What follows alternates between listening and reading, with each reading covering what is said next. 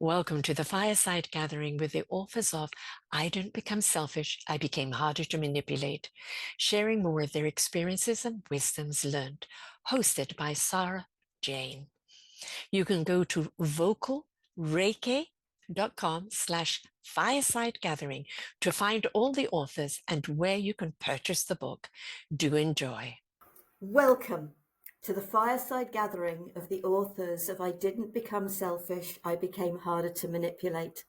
I'm Sara Jane, the lead author of the book, and I am delighted to welcome and to be joined by Angela Orora Medway-Smith.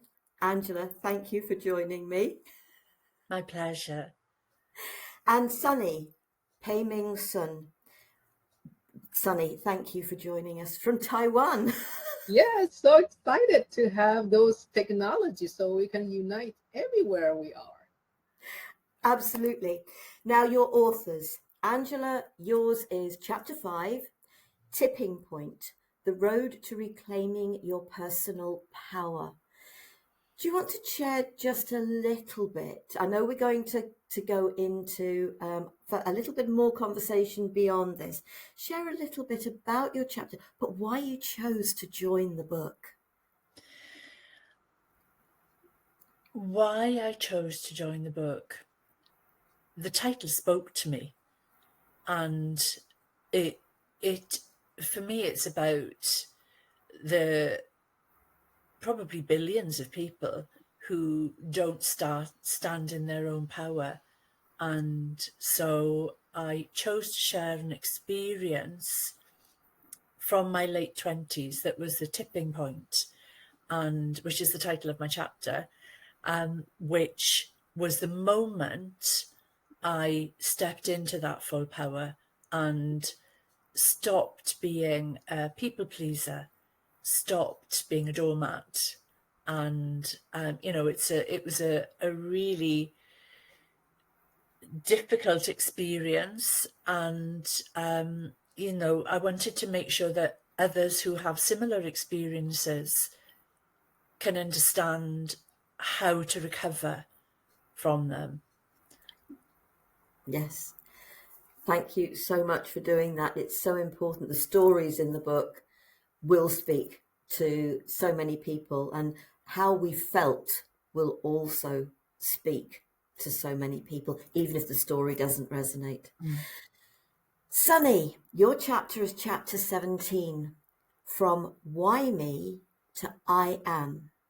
I am who I am, so I don't need to be anyone else.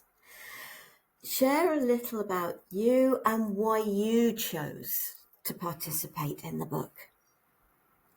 I will say I enjoy interact with all the people who ever involved with who they were into a new chapter of their life. And I think writing book together is such a great way to witness everybody's breakthroughs and also remind us we can all do this together. Regardless how young, how old, or how horrible your life was, it doesn't matter. When you decided, you can be your own self, the personal power, and also just we think about selfish. We usually think selfish is such a negative term, but through life we understand selfish actually is self-love. Because if you don't love yourself first, then you're so worried about people going to judge you, then that you cannot really be yourself. So selfish, in a way, actually realize who you are. And so you set the boundary and people respect that boundary.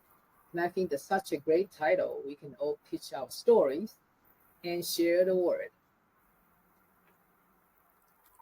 Thank you so much. It's been a pleasure to have every single one of you in the book and to actually connect with you all, get to know you all, and for each one of you to actually connect through the different projects that we've done towards the book and through the book. So sort of thank you. So I'm going to come to you this time, Sunny. We want to share a little bit extra to the information that we've already shared in the book. And your topic is I Am Life Itself, Ever Evolving. So share a little about what that means and how that has supported you on your life journey. Yeah, like at such a young age, 24, I left my country, actually moved to United States to study. Then later married, get a job, da da da. 33 years has passed.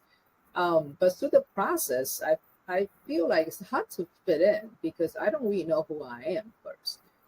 So I try to be somebody's expectation here and there, different title, different, because we are the foreigners, so people will call us different names than the people living in the United States. So I try to fit in with all different expectations. And later on, I found out I even don't know what I do in this. So I get to the very deep, like spiritual searching about my identity, about like why I have to face all this prejudices or unfair treatments, all the such. When people don't know you, they will give you something they think that's who you are, right? Like a doormat kind of thing. So then I just start to go inside to see like, okay, so if they don't really have an answer outside, and I must have something I didn't check, which is like what I see myself, right? So on the journey, I actually find out I'm not separate from my life. I am my life because I always changing, I always evolving, but this time I don't fit other people's expectation. I was inside of myself, so I use different tools and figured out actually I am just like everybody else. We are pure light. We're very powerful beings, but we allow our mind or people's opinions to cover our true self. So that's why I write this like, okay, so from why me, all this junky negative events in my life, she was like, I am, because I am just everything. So that's why I choose this title and share it with you guys. Thank you. Any thoughts on that, Angela? Yes, indeed. I mean, we're all individual souls having a human experience, and society places so many standards. Different societies give us just different standards, different communities expect different things from us, different people expect different things from us.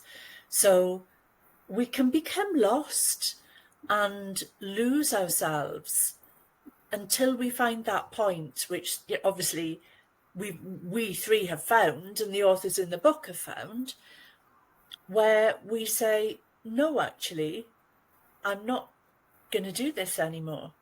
I'm just going to be me. And I mean, for me, it sounds like Sunny's journey was more of a something that built up and built up and built up, whereas mine had quite a very dramatic flip that I just decided to change everything. I thought, right, that's it.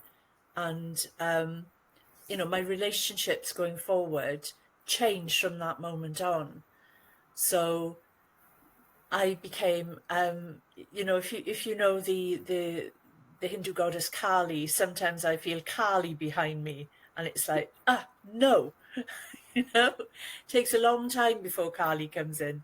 But but we're all able to bring that strength in and to be who we truly are. And so it's just finding the way, really. Everybody needs to find their way and their path.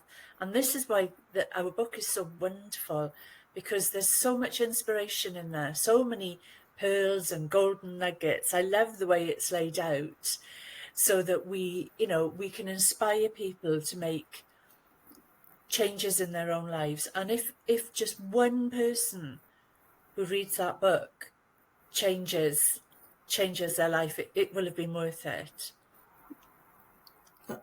100%. It's why when I saw those words, I saw the words, you didn't become selfish, you became harder to manipulate. And it was my sister that said, maybe you should make it, I didn't. And it's just like, because I know they aren't my words, and I've openly said that, but I don't know whose words they were. And they just spoke to me. And it was just like, because we weren't being selfish when we chose to say, no, this is my life. It is for me to live. I'm not here to live your life. You're not here to live my life. We're here to live our own lives. And it's being able to step back from that and realize, what are other people thinking about you? No, they're not. They've got all that stuff going on in their own lives. And if they are, that's because they're running away from their own lives. So sort of, yeah, brilliant. Thank you. Right, I'm going to now come back to you, Angela, because you said the tipping point, my stepping into sovereignty soul lesson. So what does that mean to you? It was the moment that essentially it was the moment that tipped the balance, that made me stand up in my true power and draw on who I truly am, and not meet anybody else's expectations. Doing it gently, doing it kindly, doing it with compassion. But for a lot of people, the thing is, we also feel that we're letting people down, or there are, so many expectations, which is why I write about forgiveness and about why forgiveness is such an incredible tool. So the man that beat me, by holding on to any anger or any resentment, I would still be the victim. But in giving forgiveness, I actually took that power back. So, forgiveness is such an incredible tool that we can use to really step into that sovereignty, to step into our true self, and forgiveness for ourselves as well as for the others who might have hurt us. My grandmother had a saying, which is slightly different, but when somebody hurt you, she'd just say, well, you've got to feel sorry for them, because, put it down to their own ignorance. They don't know any better.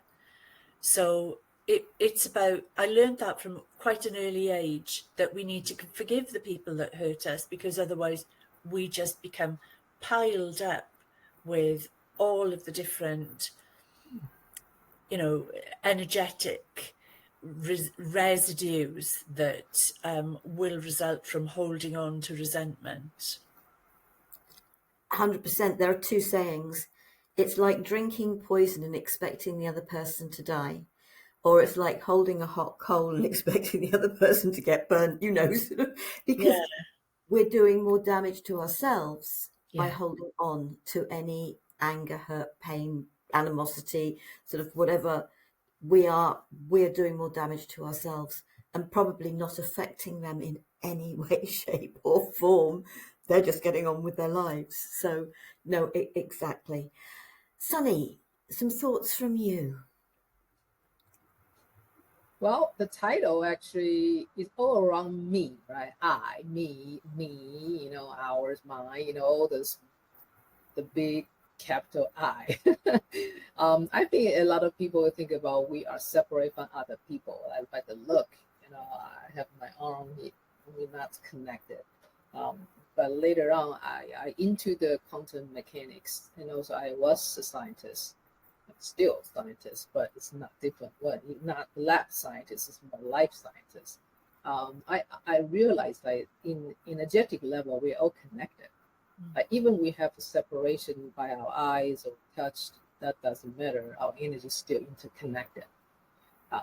By knowing this, then I realized when people say self-love is the greatest love of all, I don't understand that.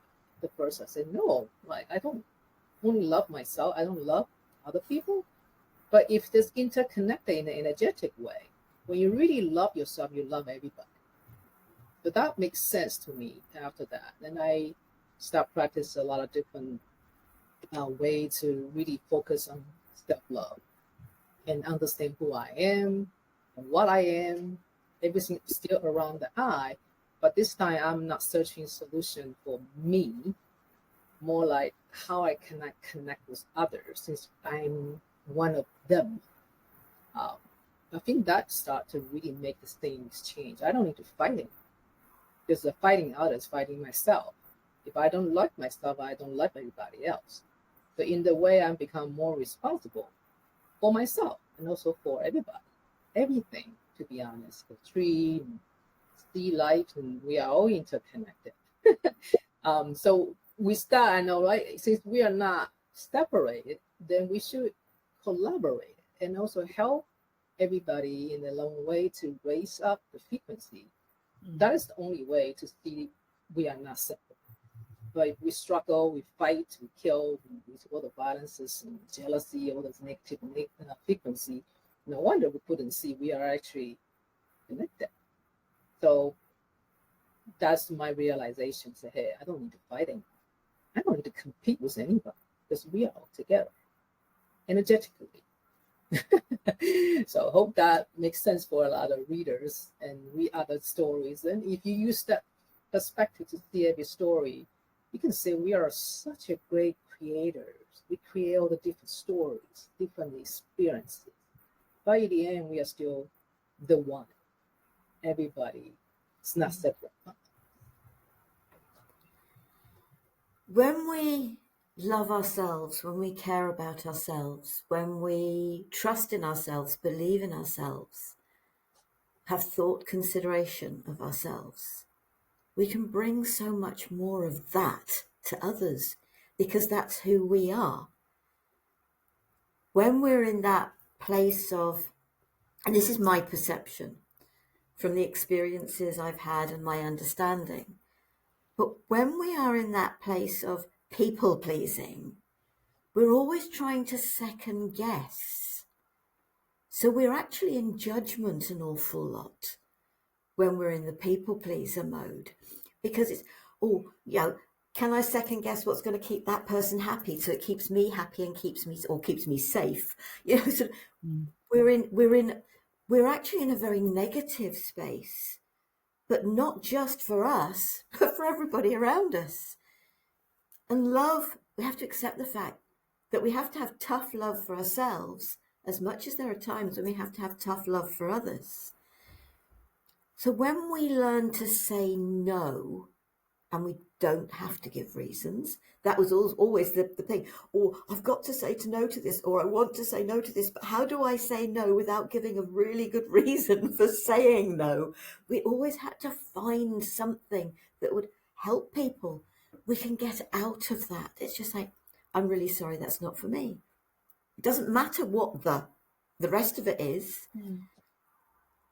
But I've always looked at that as, by saying no to somebody, I'm stopping by holding two people back. Because when I was saying yes to everybody, I was saying no to me. And I was potentially holding them back from doing the things for themselves. Did they really want that? Did they really value that? Were they really going to respect and go forward with that because I'd helped them, but I'd done something for them? Or by saying no, they realized whether it was something they really wanted because they had to do it themselves. That was their growth.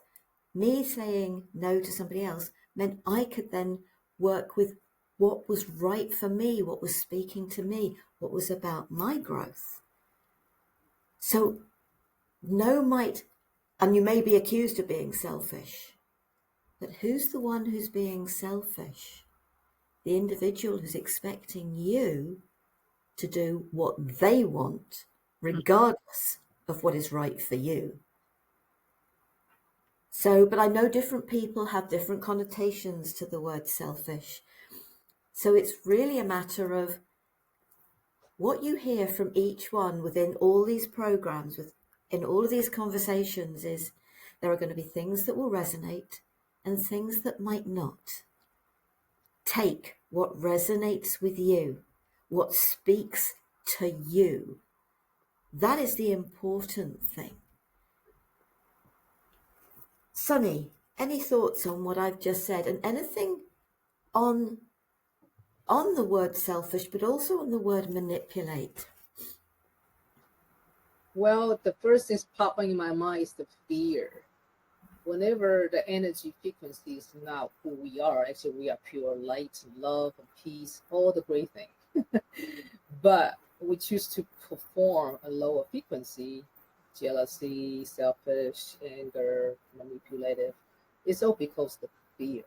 Because we don't know who we are. So we try to fake it as, okay, I want to be that person. But I'm not. In deep in our heart, no, we are not, because we are who we are.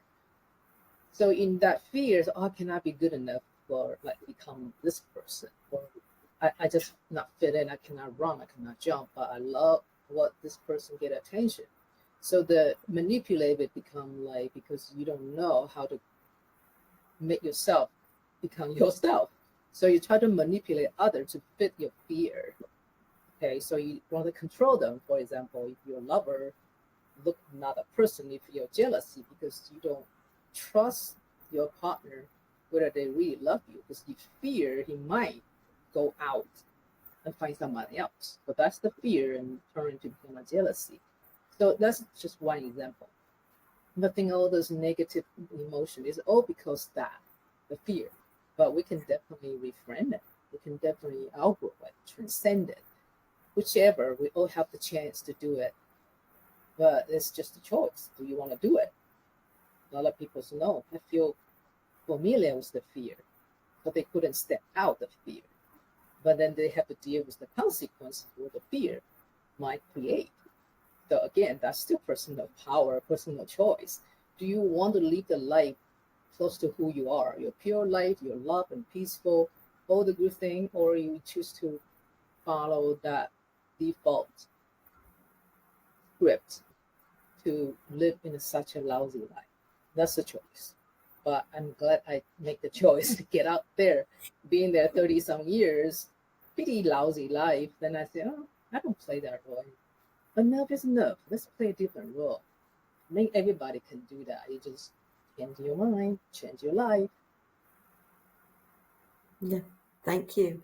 Angela, your thoughts? I mean, in all honesty, like I said in the chapter, but perhaps going a little bit deeper. It's about looking behind why people are acting in a certain way. You know, so the person who physically and emotionally hurt me, their upbringing was such that, you know, that they had to be this masculine person who was an alpha male, who was always in charge, who was always directing, who was always the best. And that dripped into the life and became controlling, you know. So, but what's at the root of that is the programming that's been given to that individual. So it's actually understanding, having compassion for that individual and forgiveness for that individual when they act in a way that's inappropriate. It's looking outside of ourselves. Yes, I mean, I completely agree with Sunny. We are one. We are one. But it's about understanding the different aspects of the one and just taking a moment before you react. I mean, by the time you get to your 60s, you've got to be a bit of an expert at this. But I mean, not, but I began to learn this in my late 20s because I couldn't understand why this person had behaved in this way. So look deeper. And, so that experience actually transformed my life and changed my life and allowed me to look at the world in a different way. And when we look at the world with compassion and understanding and try our best as individuals to keep our vibration raised, to raise the bar. We're doing it for all humanity. We're doing it for everybody. So I don't want anybody to ever think that they're powerless, because nobody ever is powerless. We can all influence not just our lives, but the lives of other people. And it's really interesting, because I've been working with energy for 40 years. I've been a spiritual healer. I teach energy healing.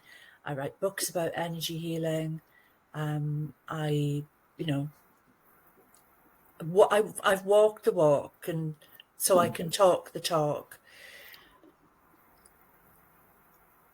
Nobody is ever powerless. Nobody. And I really, that's another thing I want people to take inspiration from the book from as well. So, yeah, I kind of gone off on a tangent there. But no, that's perfect, because I just trust that what we're going to be sharing within these programs is going to be touching the lives that they're meant to touch. And that's the most important thing. So we're not far from the end. So any final thoughts that you'd like to add, Angela, before we close? It's just coming back to this feeling that some people might be having, that they're powerless.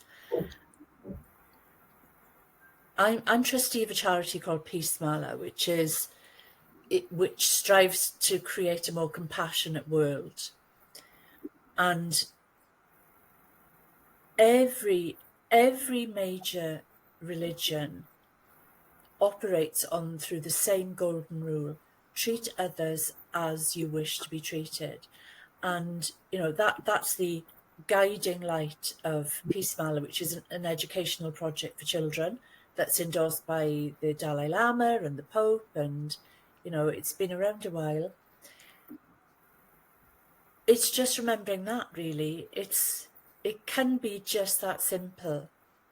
We are one, and we are all connected by this golden thread.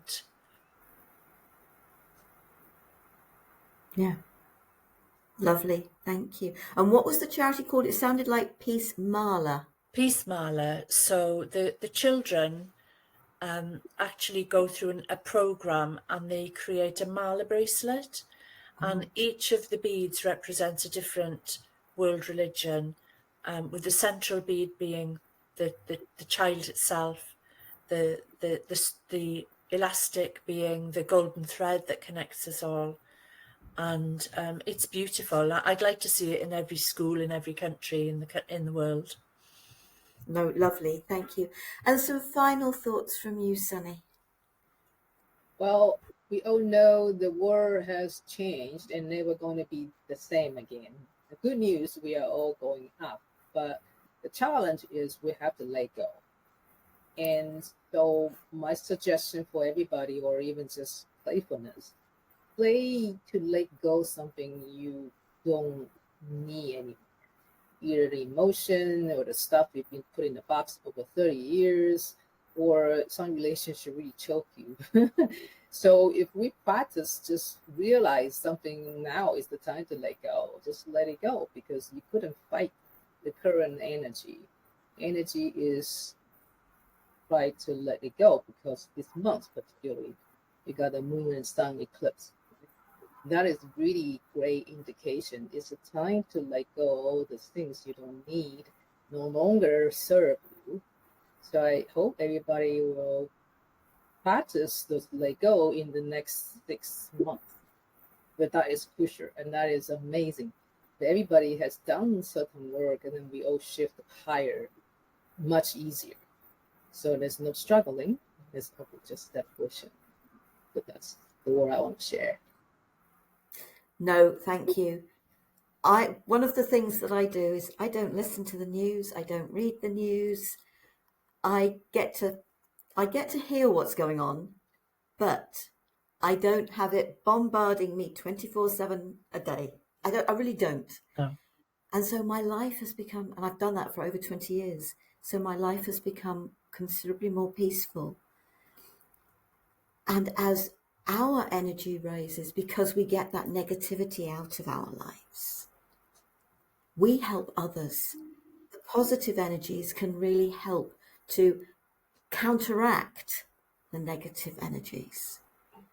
And so the more of us that can bring this beautiful energy of love, of caring, of thought, consideration, whatever word you like to use, bring it into our life, all the better. And we will call a halt to it there. That's all right. Hey, these things happen. We were coming to an end. I'm so sorry. There's a fire alarm in my building. Oh, there's a fire alarm.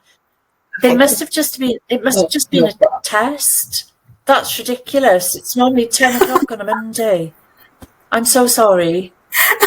I was looking to see how I could mute myself, and I couldn't work it out.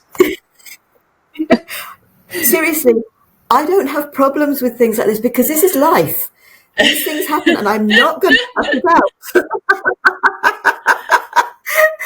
Life happens to us all in different ways. I did think what's going on, but it's a reminding too. Like alarm, it's time to let go. Yeah. Yes. And do you know what, Sunny? When you were talking just now, I just saw Elsa from Frozen doing "Let It Go, Let It Go." It was brilliant. It was brilliant, and I could see that, and I thought, oh my gosh, if everybody in the world would do that and just release, it would be just so amazing. Yeah. Oh, absolutely. Step into your power, use your creativity, listen to your heart. Your heart is your connection to your soul. That's what all of us have done when we have taken our power back. Others haven't liked it. That's their stuff, not ours. Sunny, Angela, thank you so very much for joining me. And folks, I hope you'll enjoy all of these programs. Take care, be safe, stay well. Namaste, sweet souls.